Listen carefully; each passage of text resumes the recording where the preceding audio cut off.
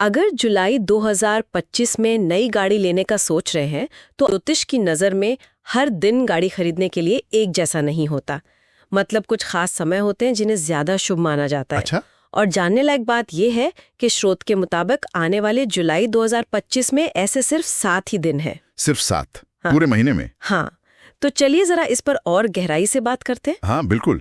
और देखिए, इस स्रोत का आधार यही विचार है कि ग्रहों और नक्षत्रों की चाल, जिसे मुहूर्त कहते हैं, हाँ, मुहूर्त। यानी किसी काम को करने का सही समय हमारी जिंदगी के बड़े फैसलों पर, जैसे गाड़ी खरीदना, असर डाल सकती है। स्रोत बताता है कि सही मुहूर्त चुनने से न सिर्फ अच्छे नतीजे मिलते हैं, बल्कि कुछ अनचाहे प्रभावों से भी बचाव हो सकता है। अच्छा, मतलब सेफ्टी वगैरह के लिए भी? हाँ, एक तरह से। और उनका कहना है कि जुलाई 2025 के बाकी दिन या तो ठीक नहीं हैं या उतने शुभ नहीं माने गए। 7 दिन? ये तो वाकई काफी कम है।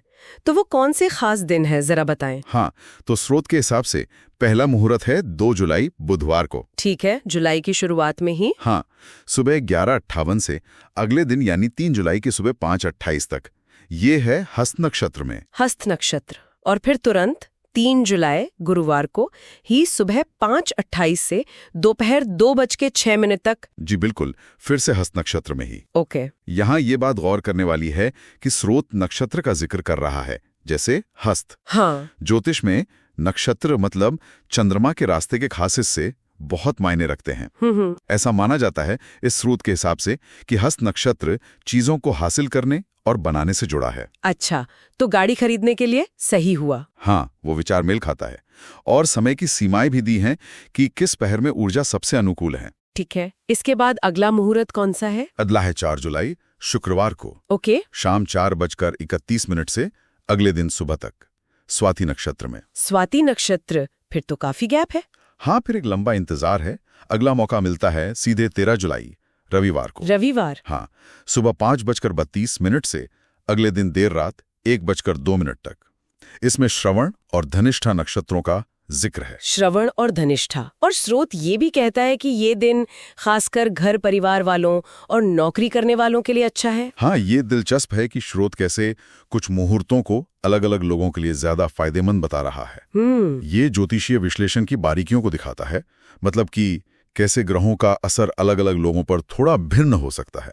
ऐसा स्रोत का नजरिया है। अच्छा। श्रवण और धनिष्ठा नक्षत्रों का संबंध अक्सर यात्रा और समृद्धि से जोड़ा जाता है, तो शायद इसीलिए इन्हें यहाँ महत्वपूर्ण माना गया है। ये बात है। फिर 17 जुलाई गुरुवार का दिन है। हाँ, 17 जुलाई गुरुवार शाम 7:08 से अगले दिन देर रात 3:39 तक रेवती नक्षत्र में। ओके, रेवती नक्षत्र। उसके बाद 21 जुलाई सोमवार को सुबह का ही टाइम है, 5:36 से 9:38 तक रोहिणी नक्षत्र में। रोहिणी? हाँ। और इसे व्यापारियों और महिलाओं के लिए खास बताया है। जी हाँ, स्रोत ऐसा कहता है।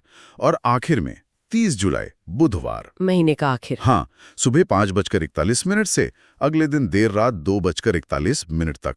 इसमें हस्त और चित्रा नक्षत्र दोनों का जिक्र है। हस्त और चित्रा? और इसे सबके लिए अच्छा माना है। हाँ।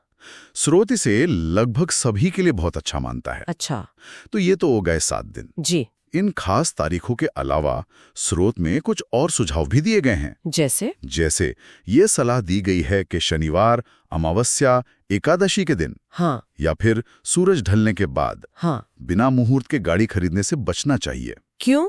कोई खास वजह? शायद इसलिए कि शनिवार शनि ग्रह से जुड़ा है, जिसे कभी-कभी देरी या रुकावट का कारक माना जाता है, और अमावस्या पर चंद्रमा की ऊर्जा कम होती है, ऐसा मानते हैं।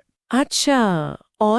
और चाबी लेते समय दाहिने हाथ का इस्तेमाल करना, गणेश जी और अपने इष्ट देव को याद करना। हाँ, ये तो कॉमन है। हाँ, ये सब सकारात्मकता बढ़ाने के तरीके बताए गए हैं। यहाँ तक कि राशि के हिसाब से गाड़ी का रंग चुनने की भी बात है। राशि के हिसाब से रंग? जैसे? हाँ, आपका जन्म चिन्ह, जैसे मेष राशि वालों के लिए लाल या कन्या के लिए हरा। अरे वाह, काफी डिटेल में है। जी।